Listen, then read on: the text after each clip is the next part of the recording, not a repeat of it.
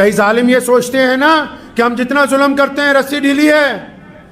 ہم نے کسی سے زیادتی کی تو اللہ کی طرف سے پکڑ نہیں آئی.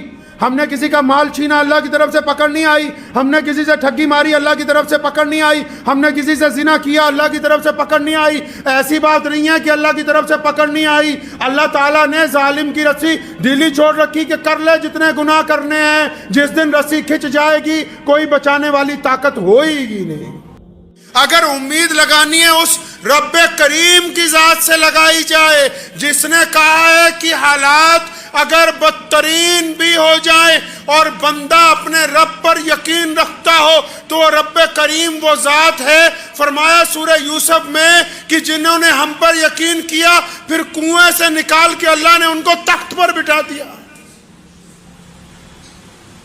کوئی یقین کر سکتا ہے کہ ایک بندے کو اس کے بھائی لے جا کے کنویں میں ڈال دیں اور اندھیرے کنویں میں خشک کنویں میں جس میں سانپ بھی ہو بچھو بھی ہو جس کی گہرائی بھی بہت زیادہ ہو جو جنگل میں ہو اور جب اس کو ڈال دیا جائے تو پھر اس بندے کے پاس کیا ہو سکتا ہے کہ سوائے موت کا انتظار کرنے کے. لیکن وہ رب کا عزیز بندہ ہے رب کا نبی بندہ ہے تو امت کو سکھانے کے لیے کیا کیا اپنے رب پر توکل کیا کہ میرے رب کی ذات میرے ساتھ ہے.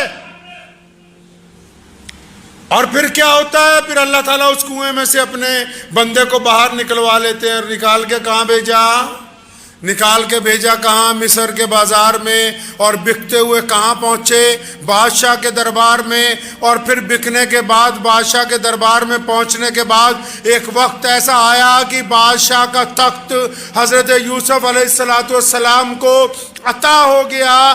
اگر اللہ پہ امید لگائی تو اللہ نے اندھیرے کنویں سے مصر کی بادشاہی عطا فرما دی. ایسا کیسے ہو سکتا ہے؟ یہ معاشرہ کوئی بھیڑ بکریوں کا معاشرہ تو نہیں ہے نا کہ ریوڑ میں سے ایک دو کم ہو جائیں تو کوئی افسوس کا اظہار نہ کیا جائے.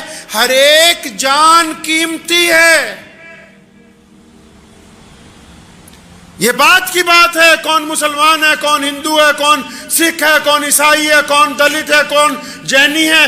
اللہ نے فرمایا کہ پوری کائنات میرا کنبہ ہے. اور محمد رسول اللہ نے فرمایا جب لوگ انسانوں کے پیروں میں بیڑیاں ڈالتے تھے ہاتھوں میں ہتھکڑیاں ڈال کے غلامی کرواتے تھے تو میرے کریم رسول نے اعلان کیا تھا کہ کسی ماں نے کسی بچے کو غلام پیدا نہیں کیا. ہر ایک جان قیمتی ہے ہر ایک جان کی عزت ہے. ہر ایک کو اللہ نے عزت نفس کے ساتھ پیدا کیا. کسی کو کوئی اختیار نہیں ہے کہ وہ دوسرے کے اوپر ظلم کرتا پھرے.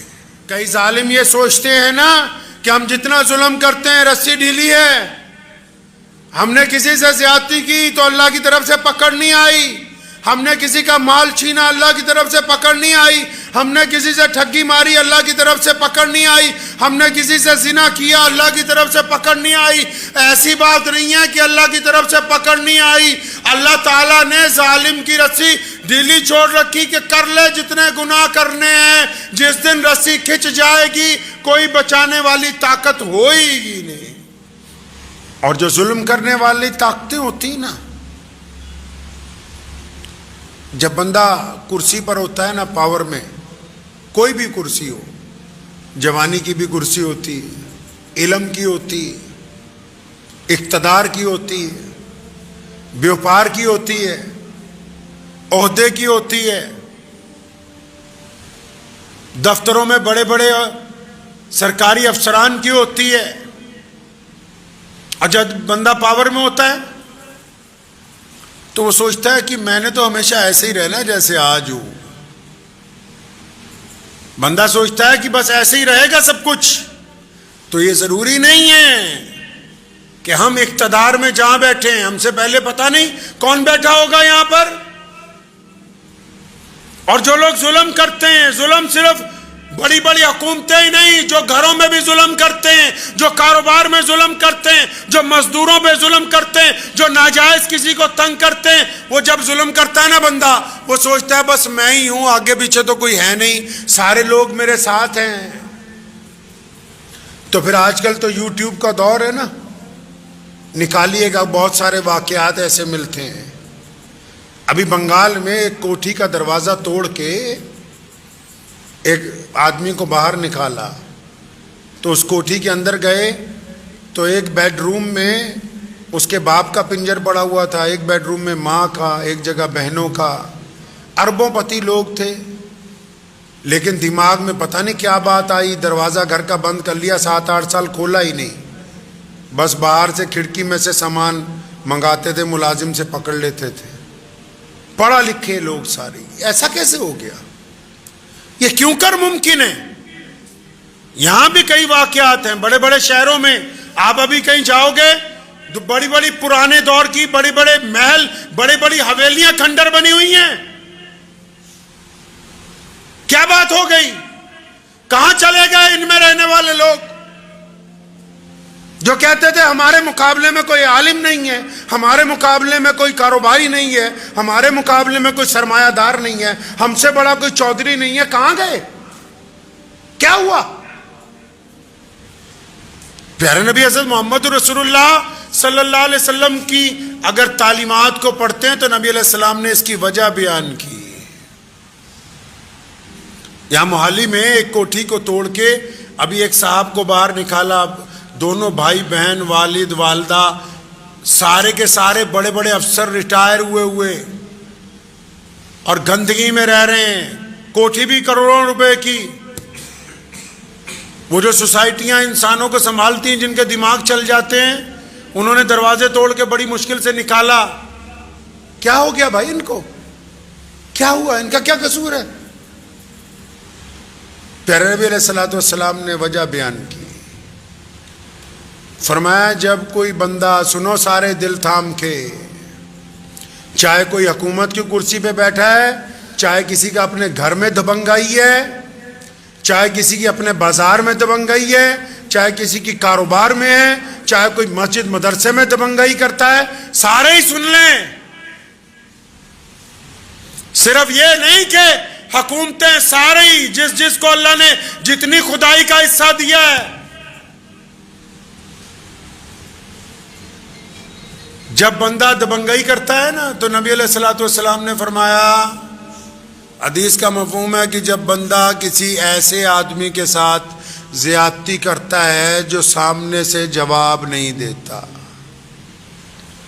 ہوتا ہے نا لوگ اپنے، کوئی اپنی بیوی کے ساتھ، کوئی اپنے ملازم کے ساتھ، کوئی راہگیر کے ساتھ، کوئی چلتے ہوئے کسی غریب آدمی کے ساتھ، یہ بڑے بڑے لوگ جن کو کینسر ہو جاتا ہے، یہ بڑے بڑے چودھری جنہوں نے کبھی کوئی غلط چیز کھائی نہیں ہے، جو پانی بھی 10 دفعہ فلٹر کر کے پیتے ہیں، جن کے گھر میں آرگینک کھانے جاتے ہیں، ان کی چھاتی میں کینسر کیسے پلا؟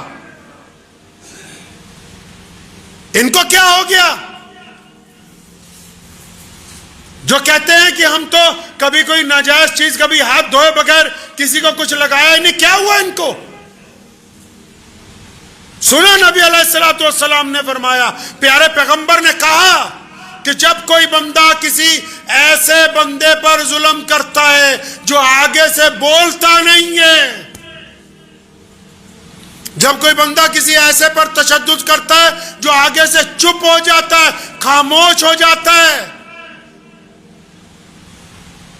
آگے سے کوئی بولتا ہی نہیں، چاہے وہ بیوی ہو، چاہے وہ پڑوسی ہو، چاہے وہ دیندار لوگ ہوں، چاہے وہ بددین لوگ ہوں، چاہے وہ مسلمان ہو، چاہے وہ غیر مسلم ہو، جو بھی آدمی اپنی طاقت کا غلط استعمال کرتا ہے، اور جب وہ کسی پہ استعمال کرتا ہے نا، تو جس پہ طاقت استعمال کرتا ہے، طاقت 2 طرح کی استعمال ہوتی ہے۔ جب طاقت استعمال کرتا ہے نا تو سامنے والا چلاتا ہے، گالی دیتا ہے، بدتمیزی کرتا ہے، لیکن یہ جو حدیث ہے، جب بندہ طاقت استعمال کرتا ہے نا تو سامنے والا جب چپ ہو جائے، جب چپ ہو جائے، ڈر جائے، سہم جائے، خاموش ہو جائے، تو پھر فرشتے اللہ کے پاس جاتے ہیں کہ اللہ وہ تیرا فلاں بندہ، یہ جو کنڈا بنا ہوا ہے، تیرا فلاں بندی وہ جو ظلم کر رہی ہے، یا اللہ جس پر تشدد ہوا وہ سامنے والا چپ ہو گیا ہے، بولتا نہیں ہے، ڈر گیا ہے۔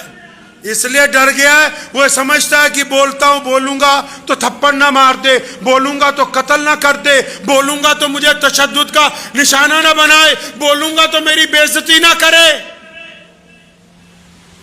جب گنڈا بندہ دبنگائی کرتا ہے نا کسی ایسے بندے پر جو اتنا مظلوم ہوتا ہے، اتنا وقت کا مارا ہوا ہوتا ہے نا، چپ ہی ہو جاتا ہے، بالکل خاموش ہو جاتا ہے نا، فرشتے حق تعالیٰ کو کہتے ہیں کہ الہی اے رب العالمین، تیرا فلاں بندہ تو بالکل چپ ہو گیا، بالکل خاموش ہو گیا، ڈر گیا۔